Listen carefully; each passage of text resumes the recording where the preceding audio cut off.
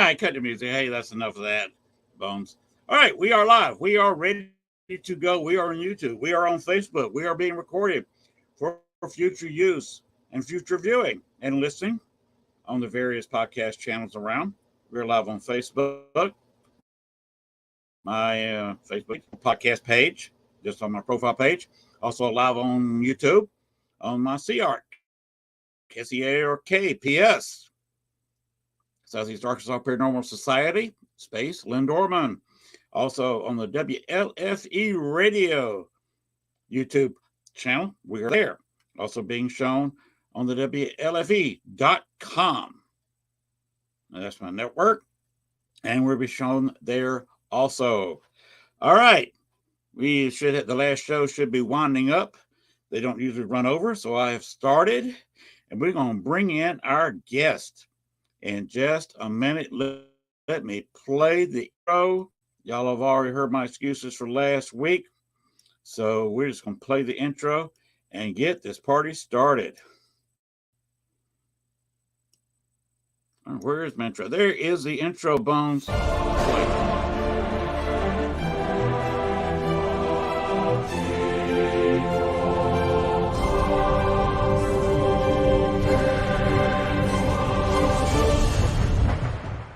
Warning, the following video contains strong language which may be offensive to some viewers and or inappropriate for children. The content within this video is intended for mature audiences only. Southern Fried Paranormal with Len Dorman featuring Bones. Catch us on Spotify, iHeart, iTunes, Spreaker, Facebook, Stream, and everywhere else you catch your podcasts. And of course, WLFE-DB.com. Now, from the backwoods of southeast Arkansas, right beside the Bayou Bartholomew, the longest bayou on the planet, broadcasting from downtown metropolitan Cane Creek Township, here is your host, Len Dorman.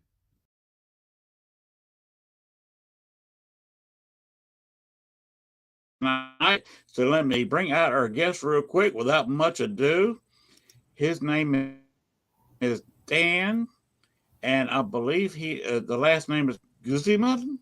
How do you pronounce it? Guzman. Yes, pronounced Guzman. Guzman. Yeah.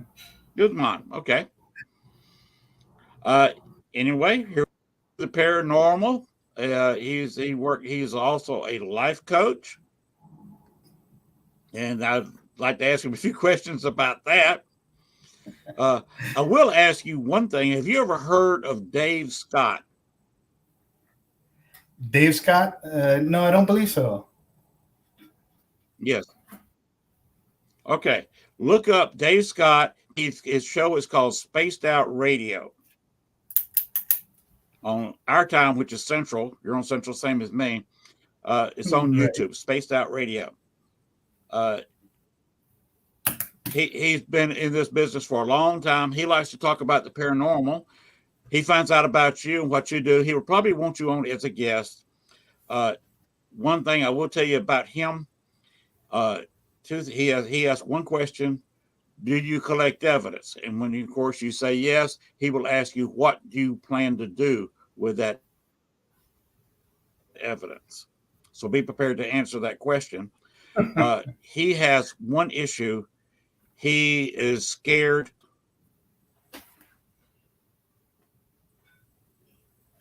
And I think a life coach may help him a little bit. Okay. Yeah, actually, I started life coaching before anything else. I'm certified in neurolinguistic programming, hypnotherapy, emotional trauma therapy. I started doing that first. I'm actually quite open as an empath, so I can feel my clients. When I was younger, I realized I was an empath. I was able to see things and notice things that nobody else did. I tried to ignore that as much as I could when I was younger. You know, my parents kept telling me it's your imagination, you're overthinking things, too much stress, too much sugar. They always gave me an excuse for it. When I got older, I realized being an empath, I can actually use that as a source to help people. But while I was helping people and had clients and such, I would still see things that nobody else could. I'd be in an older building. I'd start to feel things. The energy's off the building itself. Wasn't after maybe till I was in my 30s where I realized that I was feeling the energies of people that were there.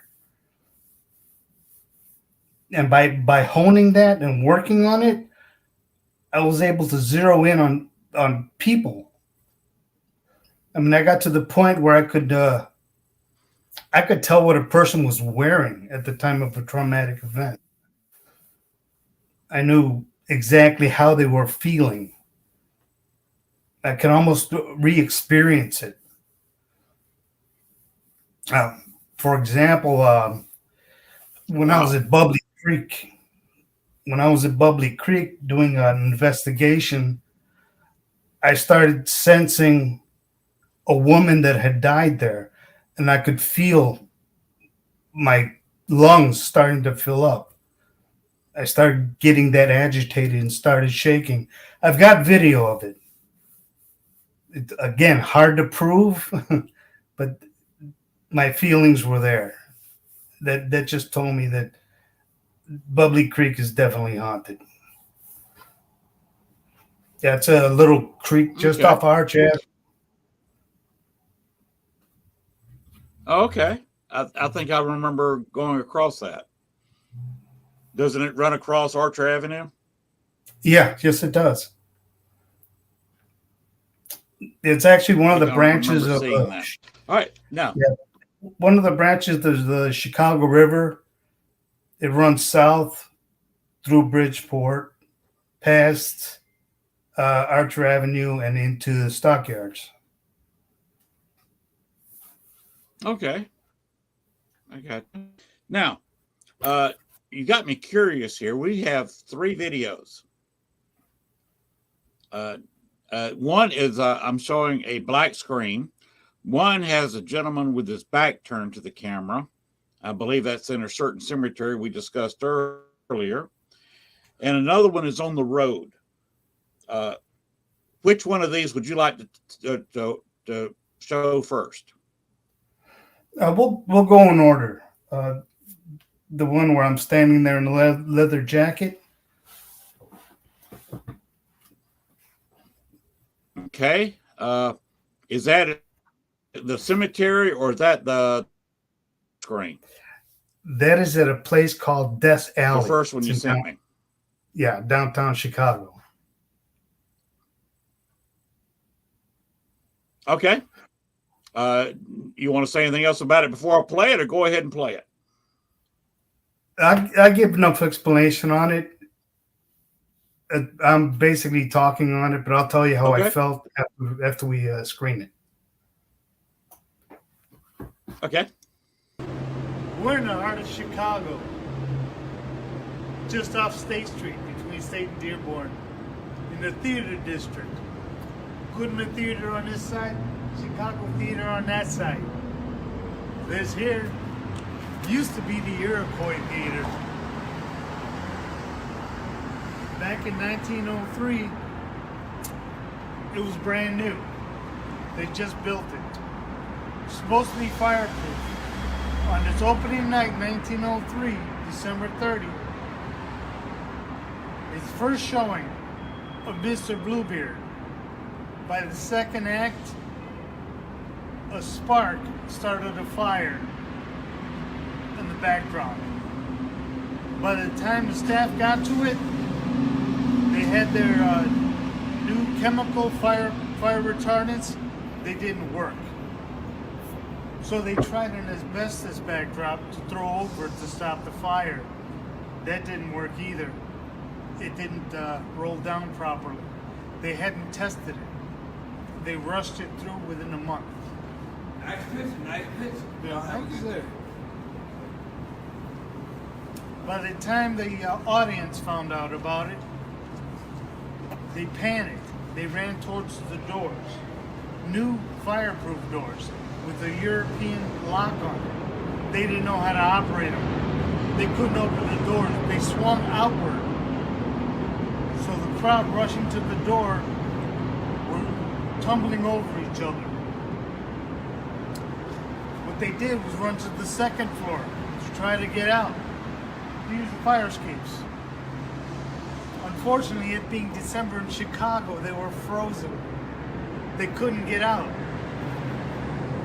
The people who lived on this side, the tenements, put boards across, put ladders across, so people could get across. Unfortunately, a lot of people fell. A lot. The body count at the end of it was 600. Allegedly, bodies were piled at least 6 feet high in this alley. That's why it's called Death Alley. Its official name is Couch. But because of the tragedy that very few people know about, it's called Death Alley. I am getting some readings. Allegedly, if you stay here long enough, you can hear somebody calling your name. You can feel somebody touch you. Thus far, I haven't found anything. I get slight readings off of my EMF, and my voice recorder isn't hearing anything. Couch Alley, I would say, is debunked. There's nothing here.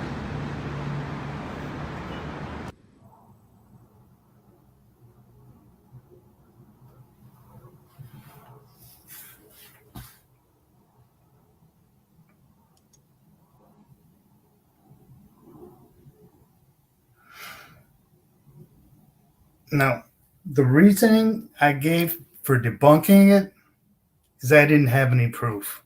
That was. Mm-hmm. The only thing I had was how I felt.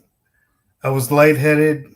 I felt weak walking through there, but that doesn't qualify as any kind of a proof.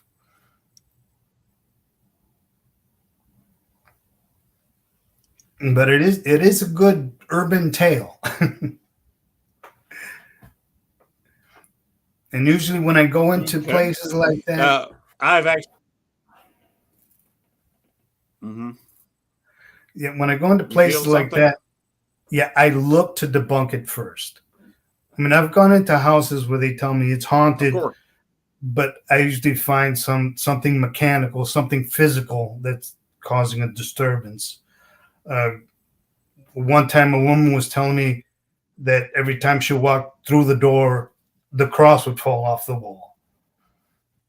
I went in thinking I would find something physical, and sure enough, it was a loose floorboard that was hitting against the wall, and that was knocking the cross down. There's these kind of logical things that I look for first, but that doesn't mean that there isn't something there. Usually we'll find something. True.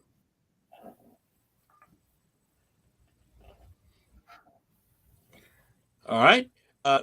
I have been in that alley before, and personally, I never got any evidence. There's, as you pointed out, if you stand there long enough, you hear your name called, or sometimes you can hear screams when nobody but you. And sometimes a meter will go off. Sometimes you can catch voices. But I personally have not gotten anything there. I'm not going to say it's not haunted. Plenty of people I know have gotten evidence there, but I never did. Yeah, there's something there. It's just hard to capture, hard to prove. I think you've nailed it right there. Okay, now another place that I have been to. I will tell you something between me, the internet. I spent the night twice in this cemetery. And which cemetery was that? Getting there about midnight.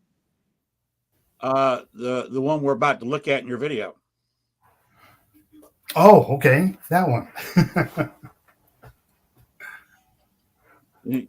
I spent the night twice there, getting there about midnight, 1 o'clock in the morning, staying there till sunrise. Wow, one point, that's I had a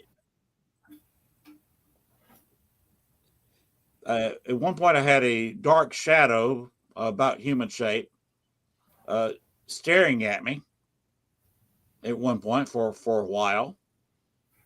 Probably wondering what I was doing there, making sure I wasn't doing anything wrong, and I wasn't. I got a couple of voices, but that's about all I got there in 2 nights' work.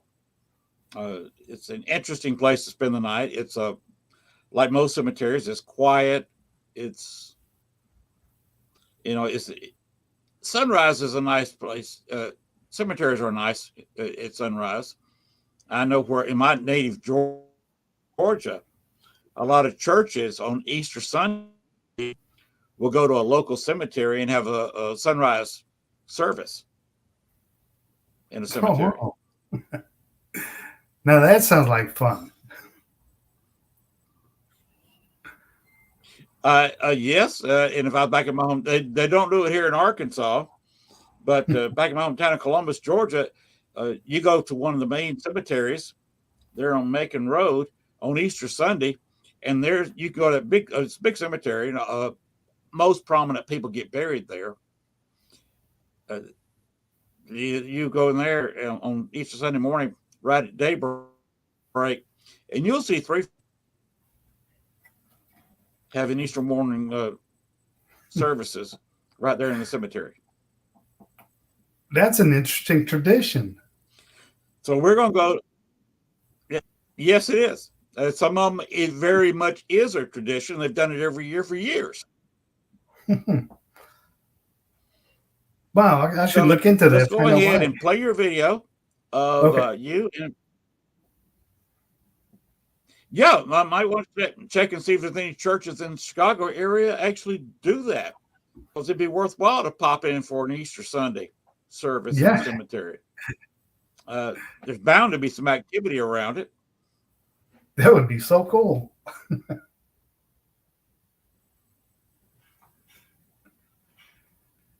All right, we're going to go ahead and play this video of you at the what is the clock tower, I believe. Yeah, it's a clock tower.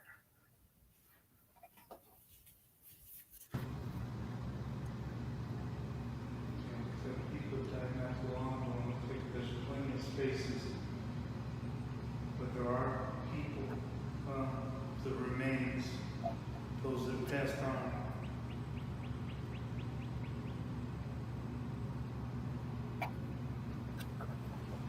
When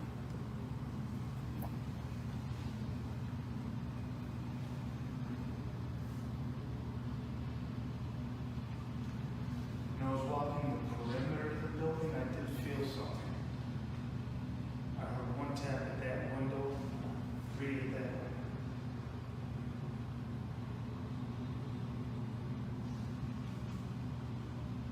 I'm not here to disrespect anyone.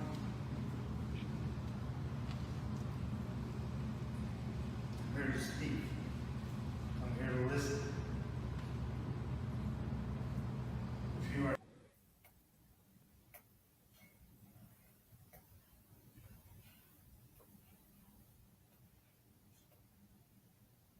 Oh, is that it? Okay. Yeah, looks like that's it. Yeah, that was at Fairmount Cemetery. Now, ironically, I found that when I was coming back from Maple Lake. Mm-hmm. Maple Lake is supposed to be haunted, UFO activity. It's got some interesting urban legends to it. But coming back from there, I saw the clock tower. I saw the clock tower, and I turned on my EMF, and it went nuts. It started peaking. It got up to 10.5 hertz just down the road. So I told my wife, turn in here. Turn in. We got to check this place out. We went in. found our way to the clock tower, and I started walking the perimeter. That's when I noticed there were tappings on the inside of the window. I didn't think we could get inside the mausoleum, but I heard tapping, 3 distinct taps, and I couldn't see anything that would make them. And no wind, no trees, no debris flying around. So I thought it was a fluke. I went to the other side. At the window, I heard 3 more taps on the other side of the building. Again, it was clear of any debris, any trees or anything. So I said it on tape that something wants us to go inside. I could sense that.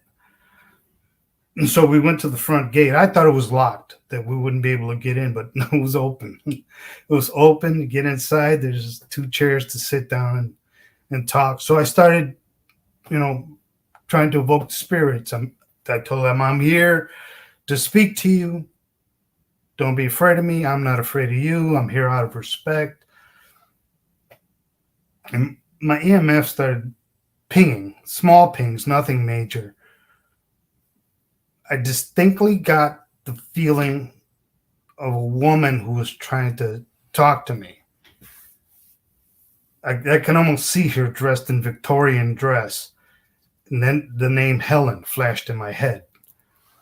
So I started looking at all the names on the wall. And there was a woman named Helen there who died in 1919. So I thought, okay, we got something good here. I got some kind of feeling out of this, and it was correct. So we packed up, went home, and I'd forgotten I had my recorder on. So I came home, plugged it into the computer, and about a minute and a half through, when I was saying hello, a woman was saying hello back, but I couldn't hear it. I did pick it up on my recorder, though.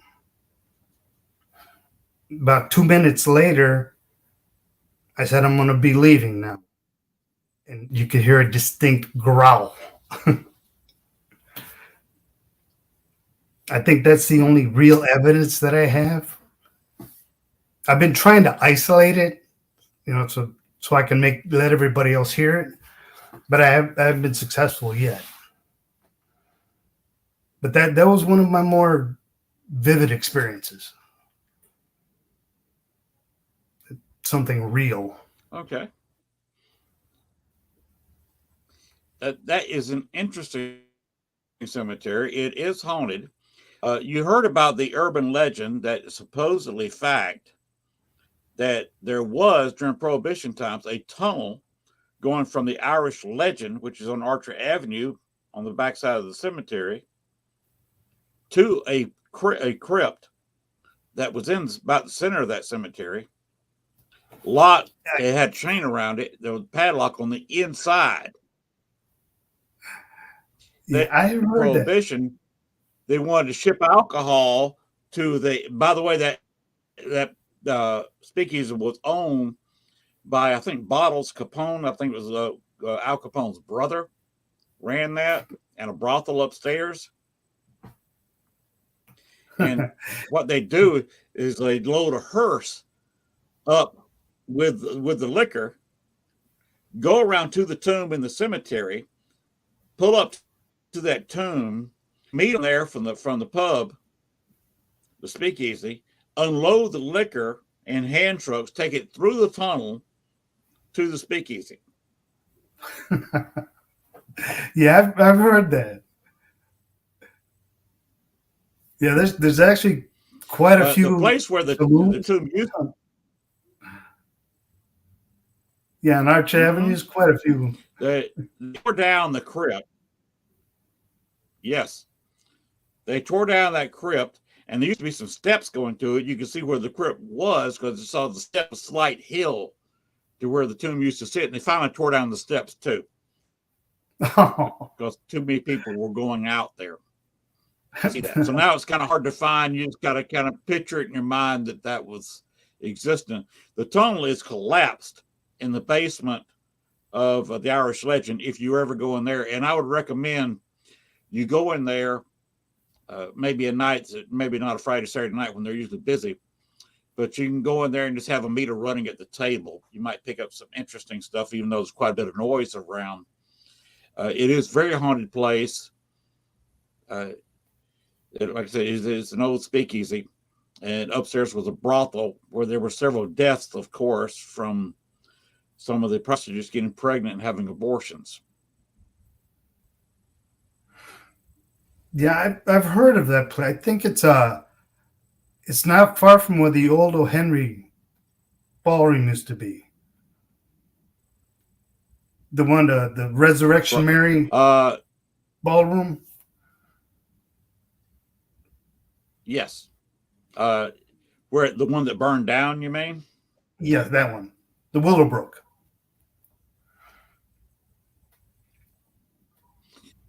The Willowbrook. It was right across the street.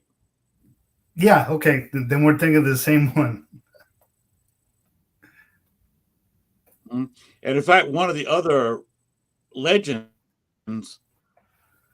Al Capone was there talking to some of the contractors when the Willowbrook was being built, and talked to somebody who's laying some concrete over there for the foundation, and got them to lay some concrete in the basement of the Irish Legend. And when he went in there, several years later, the construction worker said that when he went down there to lay the concrete in the basement, there were 2 freshly dug holes the size of graves in the bare dirt in the basement of the place. Oh, wow, okay. That's just more reason to go down there and check it out.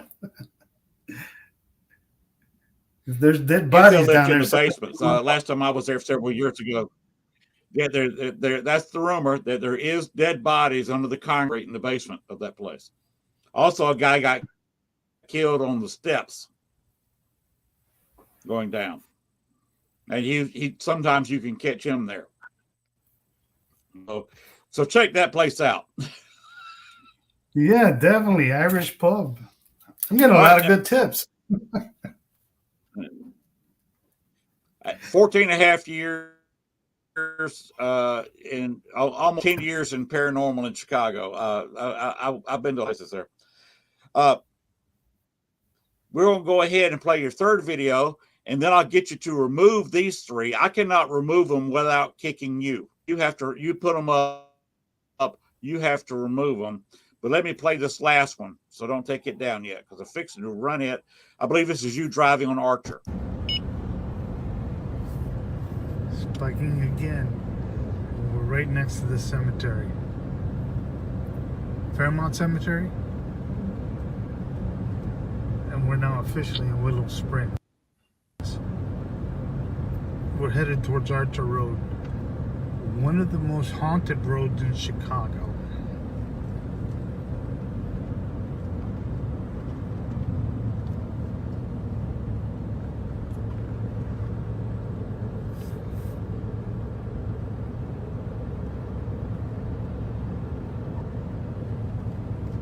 Yeah, we've already passed the cemetery. These are the woods surrounding the cemetery.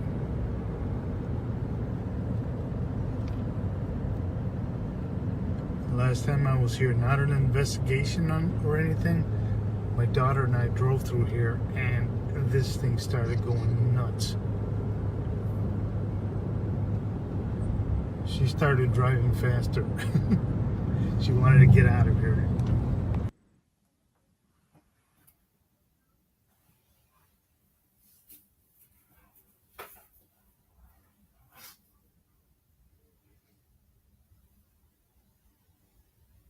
Okay, that was it there.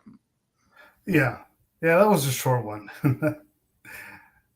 Yeah, that was us coming from Maple Lake. And we have 30 minutes left. So if you want to really quickly remove those and stick another video up. Okay. I will also say while you're doing that, there's one removed. I ghost hunted up there for quite a while. Been to several haunted places, and there's a whole bunch of them on Archer. You got Resurrection Cemetery, Resurrection Mary. You've got the bar across the street, which is what's the name of that place? The Melody Lounge. Yeah, I've been to the Where Melody. they often leave a drink on the for Mary, a Bloody Mary. She comes in. When my wife and I left Chicago, we had a big farewell party. And also, when you remember Richard Crowe? Yes, I do. He he inspired me.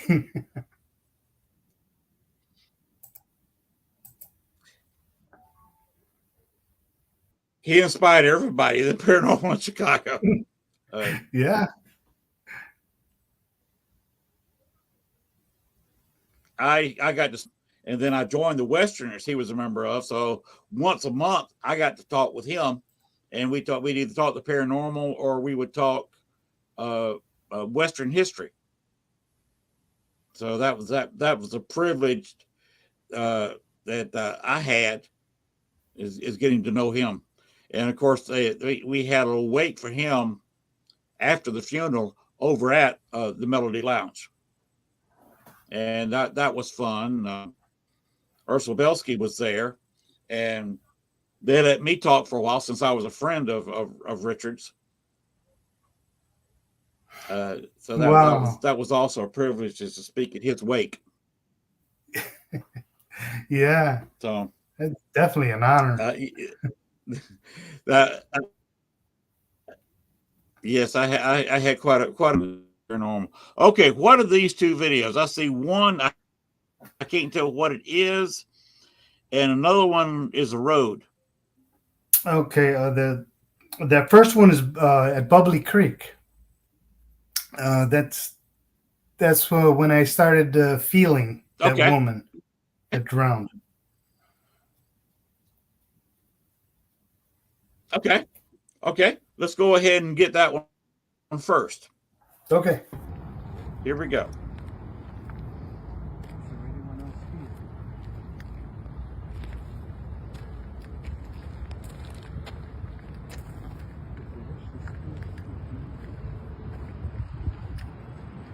I will be able to hear you.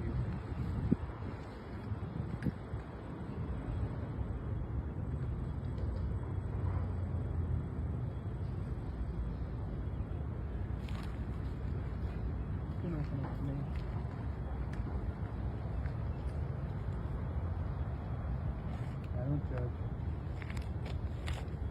I don't remark.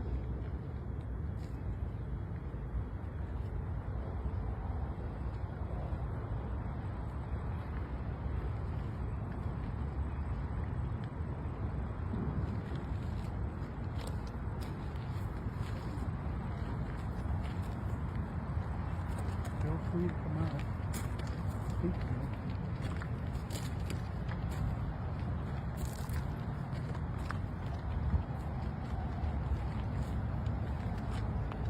I know the history of this place.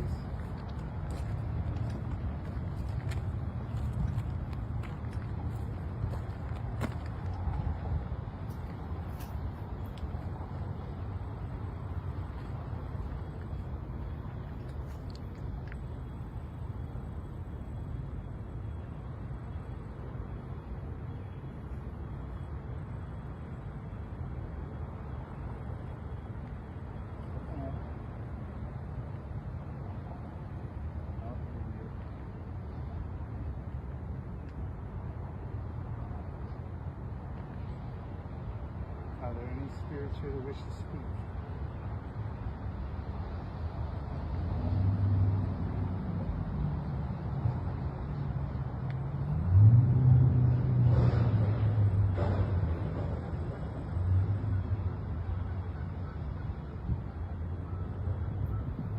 I hear some wildlife, that's for sure.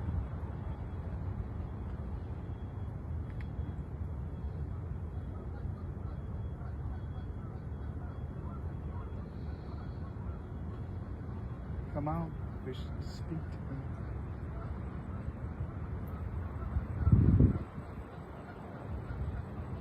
I guarantee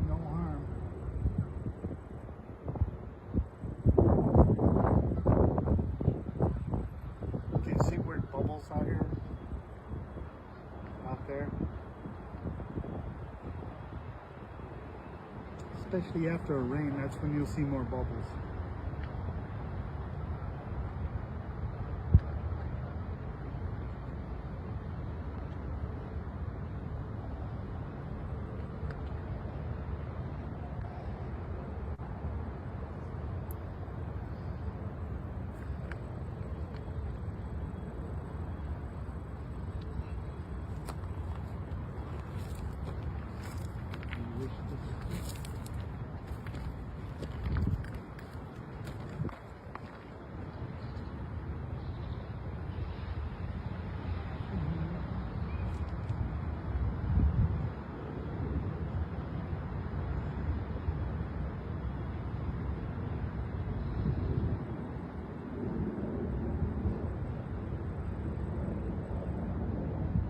Don't be angry.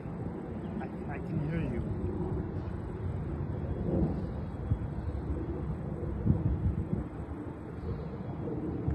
You're not registering, but I can hear you.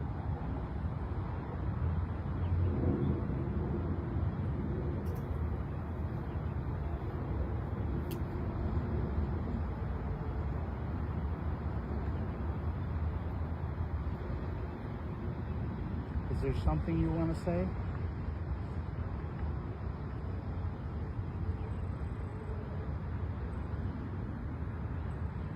There's a woman here.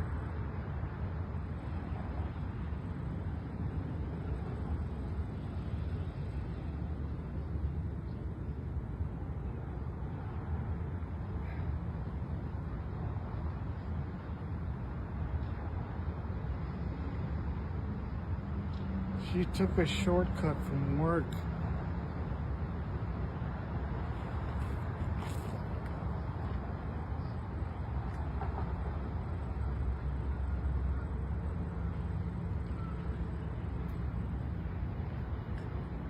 She was alone.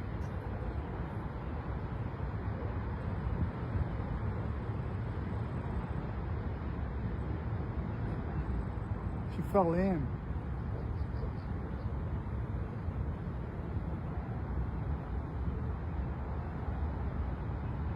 Just across the bridge.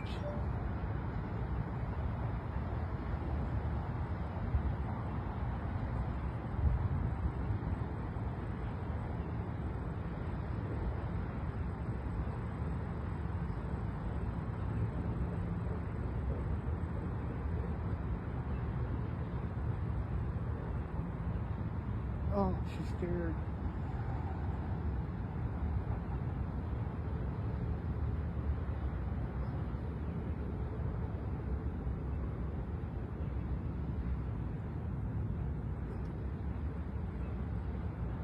It's dark, nobody sees her.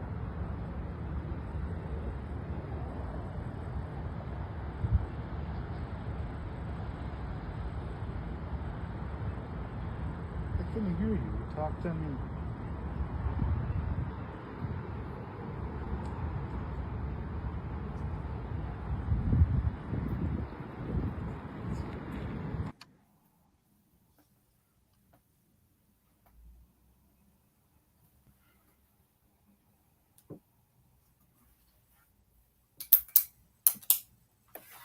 That was interesting. Yeah, that was at Bubbly Creek. Bubbly Creek is one of the small tributaries. That's a place I had. Mhm. It actually went stagnant when they reversed the river. And the stockyards industries there used to just throw all their waste into there. It got so bad that the place wasn't even livable. The trash was so piled up into that little lagoon that you can walk over it. That it was caked with lard about 2 inches thick. Mm. So people would walk across it. Wow. As it just so happens, I keyed into somebody who actually fell in. There was a woman Wow. who worked at one of the factories there and decided to take a shortcut. Yeah, I felt her whole experience. Wow.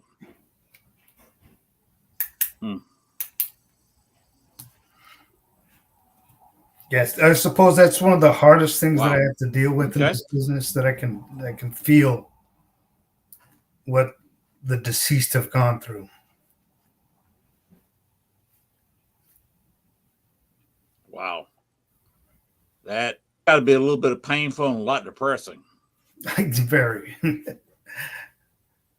That's where being a life coach comes in. I can always recenter. And being a minister, I can say my prayers and protect myself.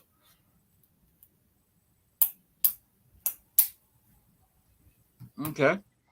Before we run out of time, let me go ahead and start on this last video. Looks like you're on the road again. Yeah, it's the other side of Fairmount Cemetery, going up the other road. Okay, gotcha.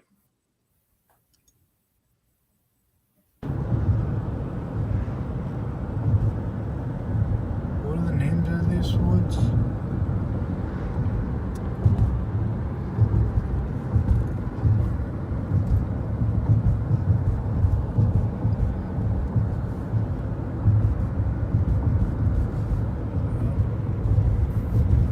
I got my EMF. Oh, tell me what that is. Holy Christ. Willow Springs Road. You're looking at this? And it stopped. Oh my God. That thing peaked at 103.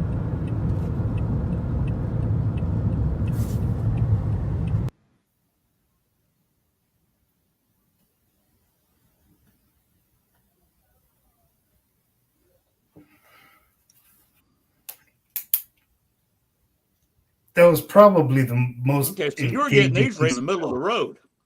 Yeah, right in the middle, right across from the cemetery. It peaked, then it stopped. That's what caught my interest. So there's got to be a lot more to Fairmount Cemetery that I'm seeing.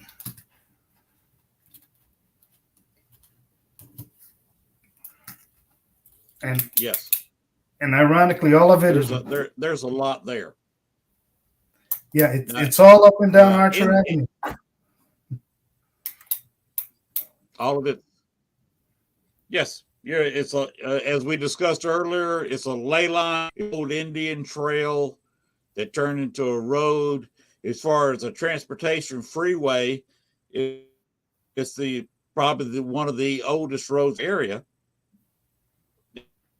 As a white man started using it while the Native Americans were still there, because the Native Americans probably used entries for trade routes and transportation back and forth. Yeah, and any number of things can happen on a Because they had the like capability. Mm-hmm. Yes, it was a transportation highway where they could go down Arch. They could leave Lake Michigan, get on Archer, or the trail that would become Archer, go all the way down to close to the Illinois River. They by canoe. Then they only had about just a 3 or 4 mile hike carrying their canoes across a muddy area. They could sometimes slide the canoes across the ground because it was marshland, where they could get to the Illinois River, which took them to the Mississippi. There was actually a trade route for the Native Americans between Lake Michigan and what would become New Orleans, the Gulf of Mexico. Yeah, it's the perfect route for getting from a river, from the Illinois River, Des Plaines River, out to Lake Michigan. It's direct path. Yes. Mm-hmm. And old Chicago. Before it wasn't water until we dug a canal, but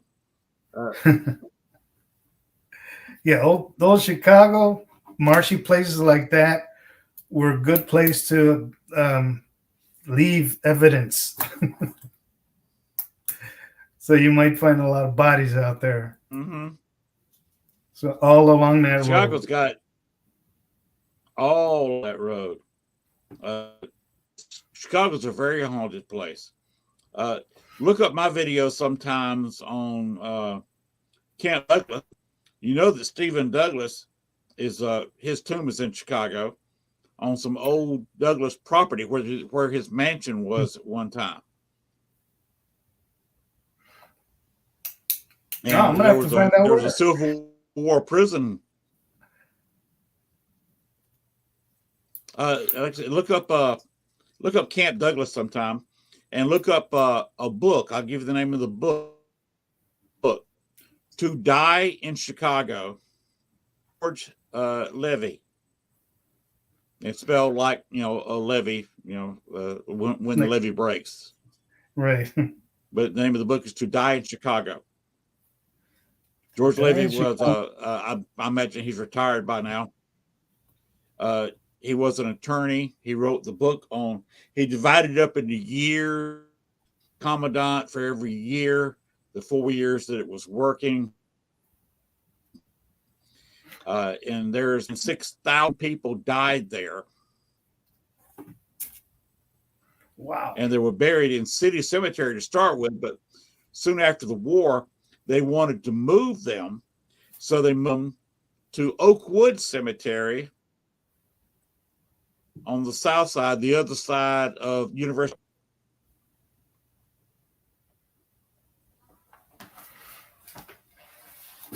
Yeah, there used to be a train line that ran from downtown to down south. It was a funeral car. They would take the bodies and the families so they can inter them and bring them back downtown. Yeah, I actually live right across the street from the cemetery.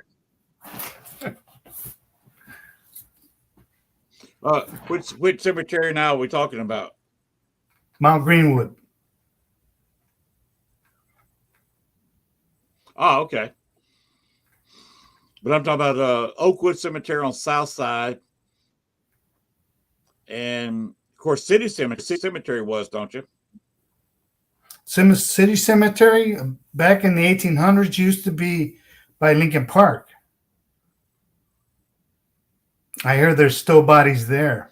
Used to be Lincoln Park. Lincoln Park, several thousand. You got the Couch Tomb, and it's estimated between 2 still buried there because the guy that was supposed to move the bodies moved the headstones, didn't move the bodies. Yeah, I hear that's a can't miss place for a paranormal researcher. Yes. I did do one investigation by the statue. There a couple of nights too. That's the Grant statue. You've got the Couch Tomb. Mm-hmm.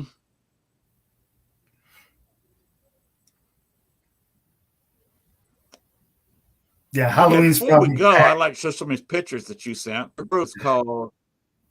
Oh yeah. Your name of your group is Supernatural Ventures. The website's down below. Let's look up Supernatural Ventures.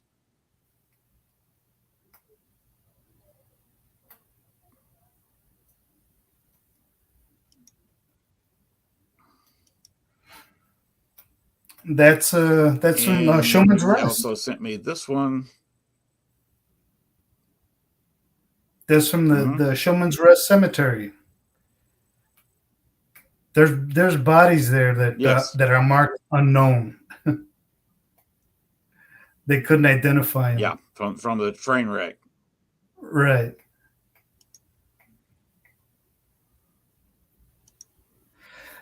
Yeah, I actually went to the Alamo to take a reading there, and there's a spot in the courtyard. Even though it's outside, it's a cold spot. something definitely happened in that little Interesting. courtyard.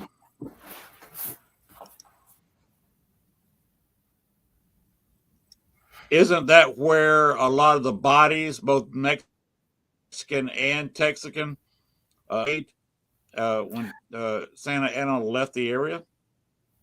Yeah, he did. He buried a lot of bodies there. But what we're seeing now is the Fairmont Cemetery gate.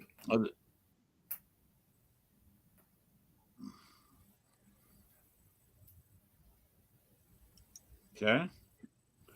And last but not least is this one.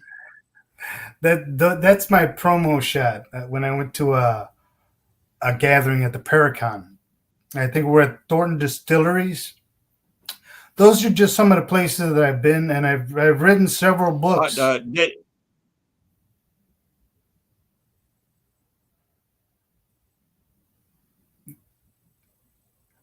What I've done is I've by Dale Kazmarik's Paracon. Yeah, the one at the Thornton Distillery. Right. Yeah, I've taken some of my experiences and I've written them in a third-person character. Okay.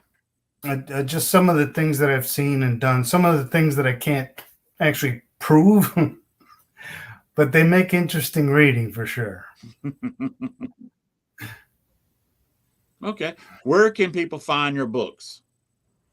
At Amazon Books. Dan Guzman, Supernatural Adventures. I'm also on all social media, the Facebook, Twitter, TikTok. So somebody actually, I think I went to the Ashbury Cafe to do an investigation, and the manager said no, we don't cater to dead stalkers. So on TikTok, my tag is the Dead Stalker. Stalker, all right, I like that. That is amusing.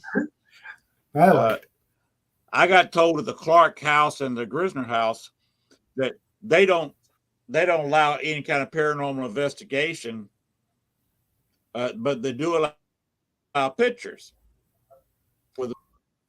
So what I did when I went on a tour, just took a camera. That was a full spectrum camera.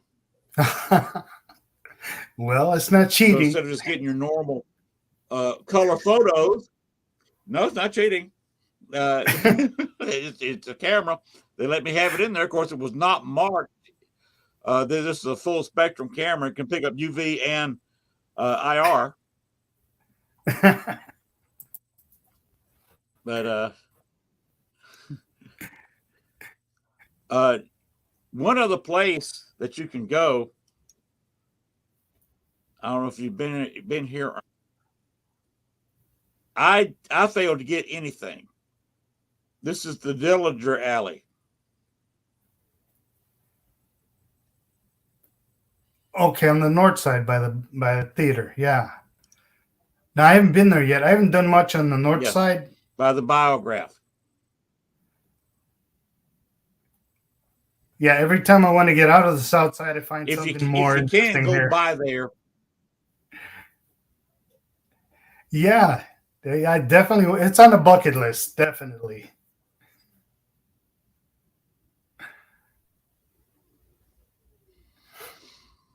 So you can also hit the Guzman house, and the Clark house is in the same area as the old fort. Fort Dearborn, right? In Chicago. All in the same area. Fort Dearborn. All in the same area. Wow. Sounds like a day trip to me. And that's a interesting. But that's a day trip. I hit You can go on a tour. I believe it's on Wednesdays. They have to open up, required by state law, to be for a free tour. So you can go on a free tour of the Clark House and the Guzman House, and before and after, just be there in time for the tour. You can walk the route where the people who abandoned Fort Dearborn at the beginning of the War of 1812. You can walk the walk where they were massacred. Just walk down the side of the wall. Okay. It's all residential now, so it's pretty safe. It's pretty safe neighborhood. One of the better neighborhoods, and you can walk that with no fear. All right. I'll just remember to bring my special cameras. Wink, wink. Yes. The special unmarked cameras. All right. Well, we're at our show. We're just about got to call it. If you got anything else you want to say, just keep looking out there. Just open your eyes. You'll feel it. You'll see it. There's dead people everywhere. Everywhere you've been, there's somebody who's lived there before, and they've always leave residue. Mm-hmm. That's it. And as many Native Americans as there were in this country before, and as long as they've been here, we live in a graveyard. The whole planet is a graveyard. There's every continent, except maybe parts of Australia, is just one big, vast cemetery. Yep, and you can feel it. Mary Ann Clark says hello. I didn't catch her at first. No, hello, Marianne. All right, Dan, let's just go ahead and call it a night. Let's not keep your wife up. We're going to let you go. I'd love to have you on here again sometime. So yes, it was a pleasure. Be sure and catch Dan, Supernatural Adventures. Catch him on Facebook and Twitter and TikTok. You can share him with the Chinese, I guess, on TikTok. There's no classified papers, no classified statements on TikTok. Hey, they got balloons up there. They can see us anyway. And yeah. No classified balloons.